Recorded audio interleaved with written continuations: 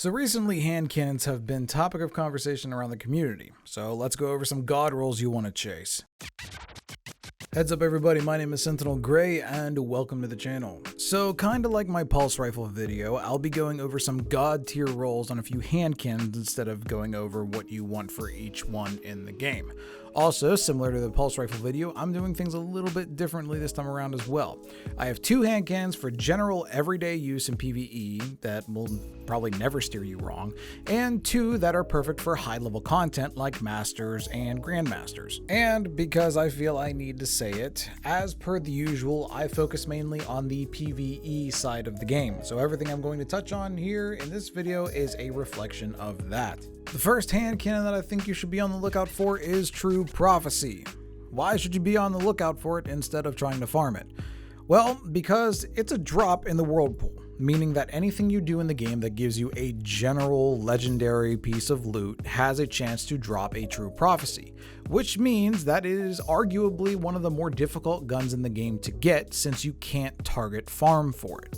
However, that doesn't mean you should try and farm for one or hope for a good roll.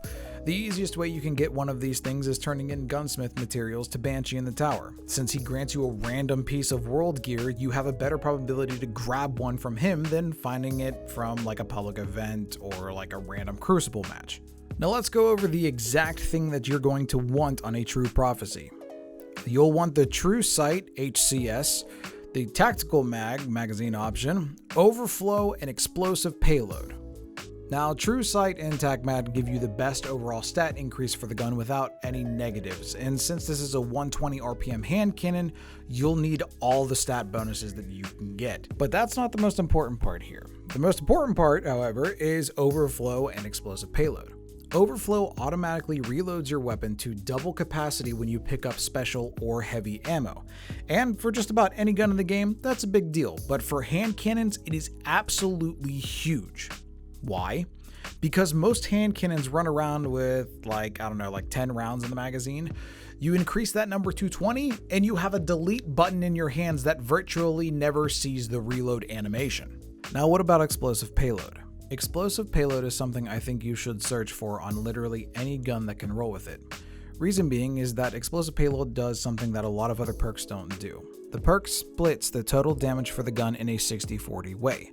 The bullet itself deals 60% of the total damage and the explosive payload portion deals 40%.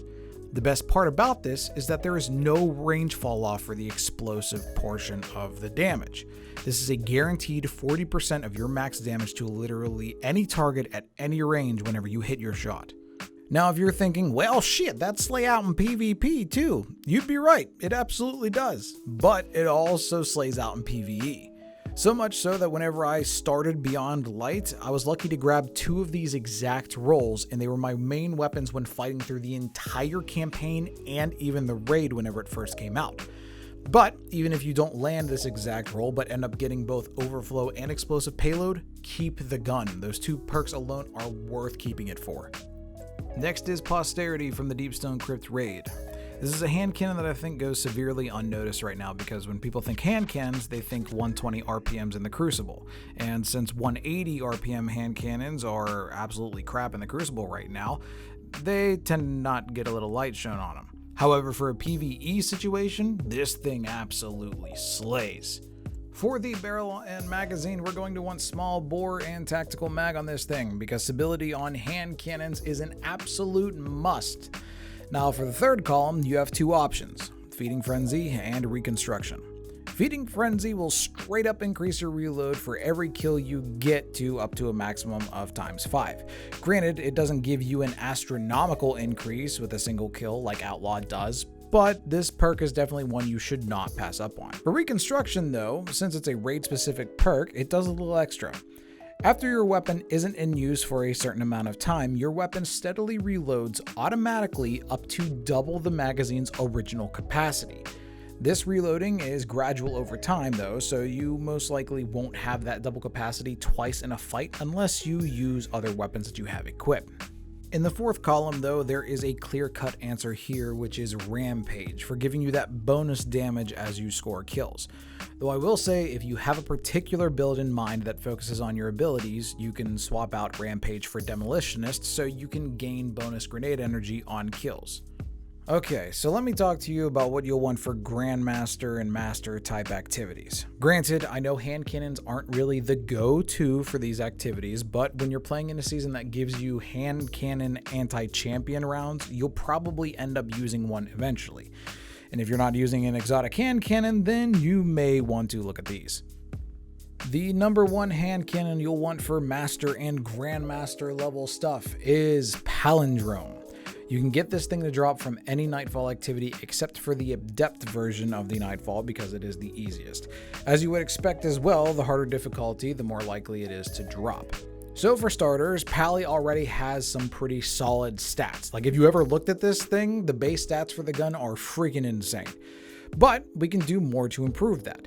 You'll want small bore on your barrel to help with additional range and stability, and for your magazine, you'll want upended mag to improve on how much ammo you have. Now, just like True Prophecy, Palindrome can roll with overflow in its third column, which I feel is exactly what you want from this thing.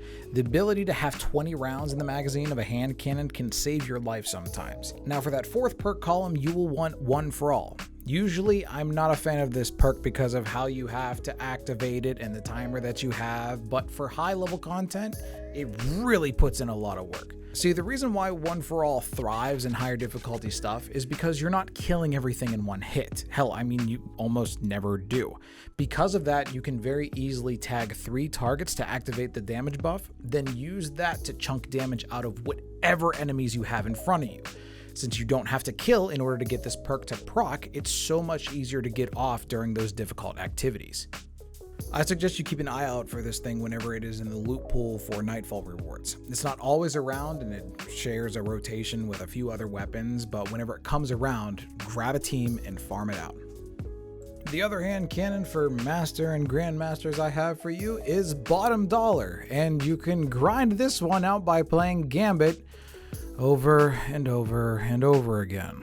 The double-edged sword to Bottom Dollar is how many sheer perk combinations there are that it can pick from, meaning you have tons of options for the game to pick for you whenever you drop one, so you could potentially get a diamond in the rough or an absolutely garbage roll. But since that is the case, I have a few different versions of this gun that I think can be very good. Now, the barrel and magazine perks are going to stay the same, small bore and tactical mag. Since this is a 120 RPM hand cannon, it's going to have a lot of power, but its stats are going to suffer because of it. These will increase the 3 most useful stats on your gun as much as possible without giving you negatives in anything else.